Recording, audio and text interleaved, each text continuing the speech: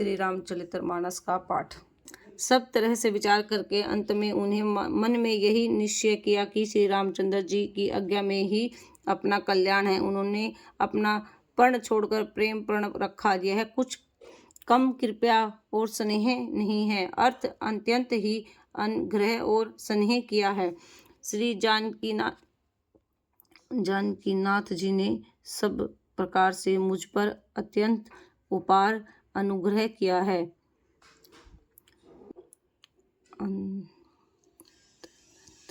भरत जी दोनों ने कर कमलों को छोड़कर प्रणाम किया है। भरत जी दोनों कर कमलों को छोड़कर प्रणाम करके बोले। भरत जी दोनों कर कमलों को छोड़कर प्रणाम करके बोले, है स्वामी, यह कृपया समुद्र है, अंत मर्यादा। अब मैं अधिक क्या कहूँ और क्या कहूँ। मिर्था डर से ही डर गया था। इन सब ने मिलकर पैर रोक कर प्रण करके मुझ पर नष्ट कर दिया था, परंतु शरण के रक्षक अपना रक्षा प्राण निभा मुझे बचा लिया। यह आपकी कोई नई नीति नहीं है, यह लोक और वेदों में प्रकट है, छिपी नहीं है। सारा जगत बुरा कहने वाला ही, किंतु स्वामी केवल एक अपना ही भले अनुकूल हो तो फिर कहिए उनकी, जिनकी भलाई भला हो सकती है। और देव आपका स्वभाव कल्पवृक्ष समान है, वह मैं कभी किसी सम्मुख अनुकूल है, न मुख प्रतिकूल है। उस कल्प वृक्ष को पहचान कर जो उसके पास जाकर, जो उसकी छाया ही सारी चिंता नाश करने वाली है। राजा रंक भले बुरे जगत सभी उनसे मांगते ही मन चाही वस्तु पाते हैं। गुरु और स्वामी का सब प्रकार से स्नेह देखकर मेरा मोक्ष मिट गया। मन में कुछ भी स्नेह नहीं रहा। दया की खान अब वही कीजिए जिसने दास के लिए प्रभु के चिंत में मोक्ष किसी प्रकार विजय हो। जो सेवक स्वामी को संकोच में डालकर अपना भला चाहता है, उसकी बुद्धि नीच है। सेवक का हित तो इसी में है कि वह समस्त दुखों के लोभों को छोड़कर स्वामी की सेवा करे। है नाथ, आपके लौटने में सभी का स्वार्थ है और आपकी आज्ञा आपकी आज्ञा का पालन करने में ही करोड़ों प्रकार के कल्याण है। यह स्वयं और परमात्मा सारा निचोड़ है। समस्त पूर्णों से फल और संपूर्ण गतियों का डल है। देव आप मेरे ही विनती सुनकर है देव आप मेरी एक विनती सुनकर फिर जैसा उचित हो वैसा ही कीजिए। राज तिलक की सब सामग्री सजाकर लाई गई है। जो प्रभु मन माने तो उसे सफल कीजिए, उसका उपयोग कीजिए। छोटे भाई शत्रुघ्न ने समेत मुझे वन भेज दिए और अयोध्या लौटकर सबको सनाथ कीजिए। नहीं तो किसी तरह भी यदि आप अयोध्या जाने की तैयारी ना हो तो लक्ष्मण और शत्रु दोनों भाइयों को लौटा दीजिए और मैं आपके साथ चलूंगा। राजा ने विद्वानों और मंत्रियों के समाज से पूछा, विचार कर कहिए आज इस समय क्या करना उचित है। अयोध्या दशा समझ और दोनों प्रकार से असमर्थ जानकर चलिए या रहिए। किसी ने कुछ नहीं कहा। जब किसी ने कोई संपत्ति नहीं दी, तब राजा ने धीर धर हृदय में विचार कर 4 चतुर गुप्तचर जासूस अयोध्या को भेजे और उनसे कह दिया कि तुम लोग श्री राम जी के प्रति भरत जी के श्रद्धा, अच्छे भाव, प्रेम या बुरा भाव, विरोध का यथन पता लगाकर जल्दी लौट आना, किसी को तुम्हारा पता न लगने पावे। गुप्तचर अयोध्या को गए और भरत का ढंग जानकर और उनकी करनी देखकर जैसा ही भरत जी चित्रकूट को चले वहीं तिरकुही मिथिला को चल दिए।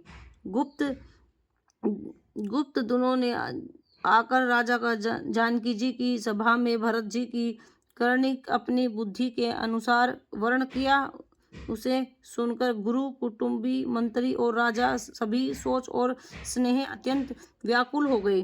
फिर जानकी जी ने धीर धरकर और भरत जी को बड़ाई करके अच्छे अयोध्याओं को सहनियों को बुलाकर घर, नगर और देश में रक्षा को रखकर घोड़े, हाथी, रथ, बहुत सी सवारियां सजाई। वह दुर्घड़िया मुहूर्त साध कर उसी समय चल पड़े। राजा ने रास्ते में कहीं विश्राम भी नहीं किया। आज ही सवेरे प्रयागराज में स्नान करके चले। जब सब लोग यमुना जी उतरने लगे तब है नाथ हमें खबर लेने भेजा। उन्होंने दूतों ने ऐसा कहकर पृथ्वी पर सिंह नवाया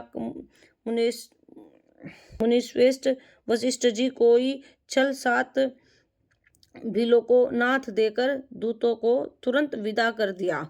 जानकी जी आगमन सुनकर अयोध्या का सारा समाज हर्षित हो गया। श्री राम जी ने बड़ा संकोच हुआ और देवराज इंद्र तो विशेष रूप से सोच के वश में हो गए। कुटिल के कई मन ही मन घालियां पश्चाताप से गली जाती है। जिससे कहें और किसी दोष दे और जो नर नारी मन में ऐसा विचार प्रश्न हो रहा है कि जैसे अच्छा हुआ जानकी जी सनेह 4 कुछ दिन तो बीत गए।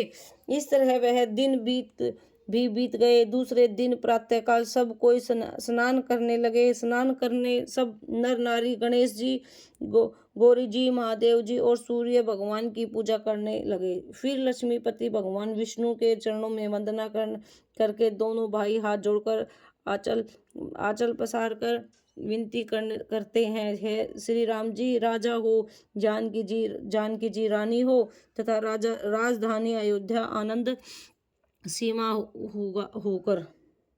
फिर समाज सहित सुखपूर्वक बसे और श्री राम जी भरत जी युवराज बनावे। देव इसे गुरु सुख रूपी अमृत से सींचकर सब किसी को जगत में जीने का लाभ दीजिए। गुरु समाज और भाइयों समेत श्री राम जी अयोध्यापुरी में हो और राम जी के राजा स्नेह ही हम लोग अयोध्या में मरे। सब कोई यही मांगते हैं। अयोध्यावासी प्रेमी वाणी सुनकर ज्ञानी मुनि और अपने योग और विज्ञान की निंदा करते हैं। अयोध्यावासी इस प्रकार नृत्य कर्म करके श्री राम जी को पुलकित शरीर हो प्रणाम करते हो। ऊंच नीच और मध्यम सभी स्त्री पुरुष अपने अपने भाव से अनुसार श्री राम जी को के दर्शन प्रणाम करते हैं। रामचंद्र जी सावधानी के साथ सबका सम्मान करते हैं और सभी कृपया निधान श्री रामचंद्र जी की सराहना करते हैं। श्री रामचंद्र जी के लड़कपन ही यह बाण है। वह प्रेम को पहचानकर नीति पालन करते हैं। श्री रघुनाथ जी के शील और संकोच के समुद्र है। वह सुंदर मुख है। यह सबके अनुकूल रहने वाले सुंदर नेत्र वाले हैं। सबको कृपया से प्रेम की दृष्टि देखने वाले हैं और सरल स्वभावी है। श्री रामचंद्र जी के गुण समूह को कहते कहते सब लोग प्रेम में भर गए और अपने भाग्य की सराहना करने लगे कि जगत में हमारे समान पुण्य की बड़ी पूजा वाले थोड़े ही हैं जिन्हें श्री रामचंद्र जी अपना करके जानते हैं। यह मेरा है ऐसा जानते हैं। उस समय सब लोग प्रेम मग्न हैं। इसमें भी मिथिलापति जानकी जी को आते हुए सुनकर सूर्यकुल की रूपी कमल के सूर्य श्री रामचंद्र जी संभावित पूर्ण आदर पूर्वक जल्द ही उठ खड़े हुए। भाई, मंत्री, गुरु और पूर्णवासियों के साथ लेकर रघुनाथ जी आगे जानकी जी के आगमन में चले। जनक जी के ज्योति ही पुरुषेष्ठ कामनादानाथ को देखा तो ही प्रणाम करके उन्हें रथ छोड़ दिया, पैदल चलना शुरू कर दिया। श्री रामचंद्र जी के दर्शन की लालसा और सुनने के कारण किसी को रास्ते की सजावट और क्लेश सजा भी नहीं है। मन तो वह भी जहाँ श्री राम जी की जानकी जी है, बिना मन के शरीर दुख सुख सुध किसको हो। जनक जी इस प्रकार चले आ रहे हैं। समाज सहित उनकी बुद्धि प्रेम में मतवाली हो गई है। निकट आए देखकर सब प्रेम भर गया और आदरपूर्वक आपस में मिलने लगे। जनक जी वशिष्ठ आदि अयोध्यावासी मुनियों के चरणों को वंदना करने लगे और श्री रामचंद्र जी सरतन आदि जनकपुर वासियों से ऋषियों को प्रणाम किया। फिर भाइयों समेत श्री रामचंद्र जी राजा जानकी जी से मिलकर उन्हें समाज सहित अपने आश्रम को लिवा चले। श्री रामचंद्र जी आश्रम शांत स्वरूप पवित्र जल से संपूर्ण समुद्र है। जनक जी की सेना समाज मानो करुणावश नदी नहीं है, जिन्हें रघुनाथ जी से उस आश्रम रूपी संतम समुद्र मिलने से के लिए जा रहे हैं। यह करुणा की नदी इतनी बड़ी नहीं है कि ज्ञानी रूपी किनारों डूबती जाती है। शोक भरे वचन नद और नाले हैं जो इस नदी में मिलते हैं। वही सोचकर लंबी सांसें आए ही वायु के से उठने वाली तंड के जो दोहे रूपी किनारे हैं उत्तम वृक्ष को तोड़ रहे हैं। जय श्री कृष्ण।